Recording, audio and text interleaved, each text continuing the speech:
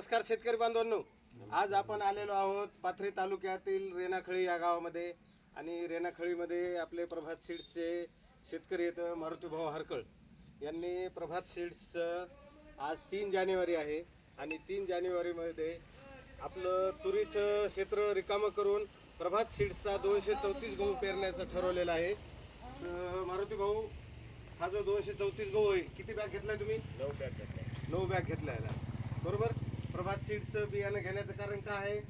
प्रभातचं बियाणं कोणतं बी चांगलं आहे, कपाशीचं चांगलं आहे आणि नवीन गव्हाचं बी चांगलं आहे उत्पन्नाला, म्हणून निवड केली. बरोबर आहे. बघा शेतकरी बांधवांनो, प्रभात सीड्सच्या बियाण्यावर असलेला विश्वास म्हणजे विश्वासाचं प्रतीक म्हणून मारुती भाऊनं 2, 3, 4 प्रभात सीड्सचा 234 हा गहू आपल्या शेतामध्ये 9 बॅग पेरण्यासाठी घेतलेला आहे.